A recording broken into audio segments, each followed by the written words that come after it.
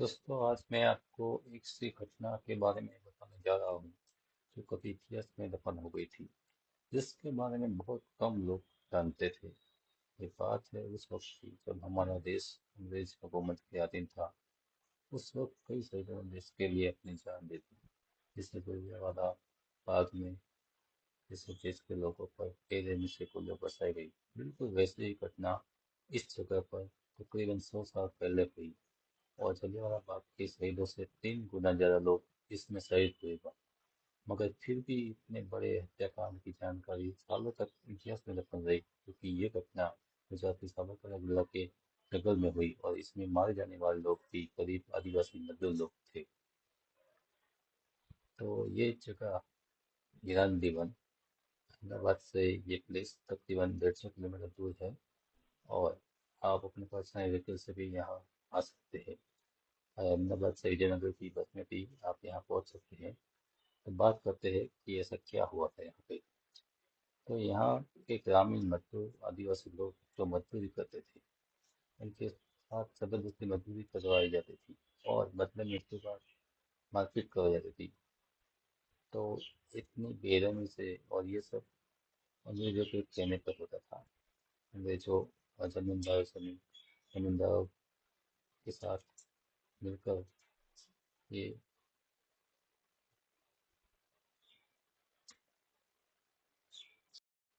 जमींदार से मिलकर अंग्रेज लोग की सरकार यहाँ के लोगों के साथ बहुत मजदूरी करवाते थे।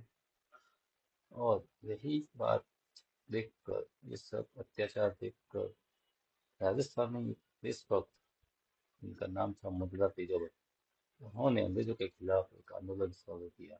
अंग्रेजों और ये जो जमींदार थे वो अत्याचार करते थे, और उन्होंने सबको, जो लोग मजदूरी करते थे, जो मजदूरी के इनके अत्याचार के शिकार हुए थे, उन सभी को एक करने का कार्य किया, और 1919 में एक ही आंदोलन शुरू किया। इसमें हजारों एक अनपढ़ आदिवासी लोग इस अन्याय के सामने लड़ने के लिए, एक होने के लिए उन्होंने प्रेरणा दी। इसको सफलता भी मिली।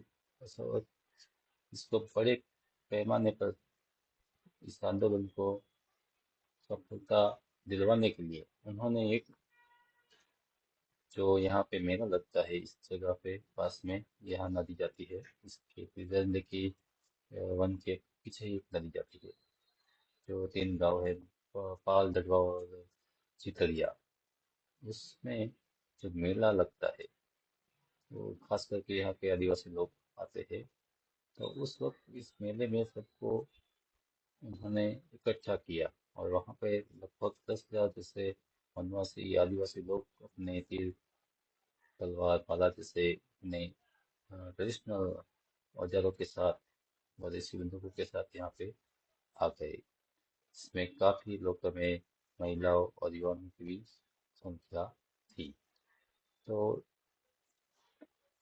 इसके बारे में अंग्रेजों को भी जानकारी मिल गई थी।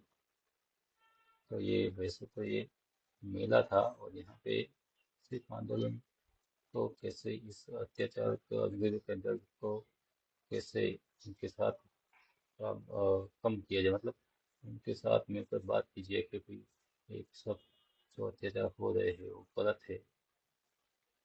तो उसके खिलाफ लोगों को जहाँ जागरूक करने के लिए कि ये सही नहीं है।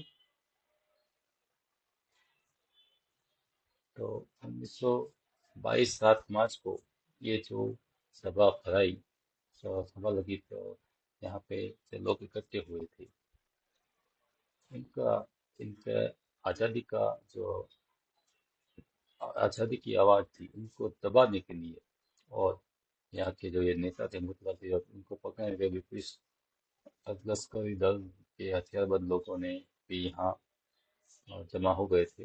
वो भी उनको पकड़ने के लिए आए थे। और इस पर ये मतलब तेजावत भाषण दे रहे थे, इसी वक्त किसी की बंदूक में से गोली निकल गई, और अंग्रेज अधिकार के 5 कोई अंग्रेज अधिकारी थे, उनके पास से निकल गई। और उस अधिकारी ने फिर तुरंत ही गोलीबार का आदेश दिया।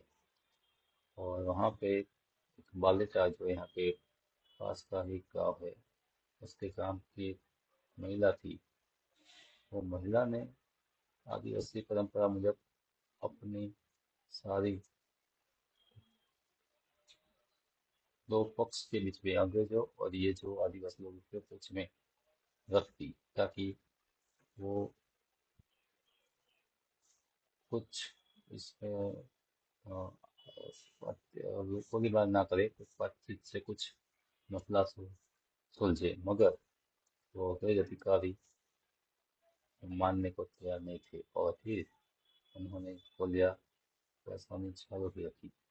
ये सब तब तक गोलियां बरसती रही जब तक गोलियां खत्म नहीं हो गई। और ये सभी गोलियां में से तकरीबन 1200 आदिवासी लोग यहाँ के शहीद हो गए। ये तो जो जंडियाला हत्याकांड है उसमें उसकी संख्या जो थी तो 380 की तकरीबन थी। यहाँ पे यहाँ पे 1200। तो आप सोच सकते हैं कि कितना बड़ा हत्याकांड हुआ। और ये आज़ादी के बाद भी लगभग 75 साल के बाद भी ये घटना बहुत, कह सकते हैं कि बहुत कम लोगों को इसके बारे में जानकारी थी। इसका मेन रीजन था कि यहाँ के जंगल और यहाँ के आदिवासी भी अनपढ़ लोग के उसके साथ हुआ अत्याचार। तो इसके इसीलिए ये बहुत कम लोगों को पता था। और दूसरा कि यहाँ के ये जो नेता थे मोतीलाल तिवारी, वो कई सालों तक अंडरग्राउंड रहे और इसीलिए ये इस घटना के बारे में बहुत कम जानकारी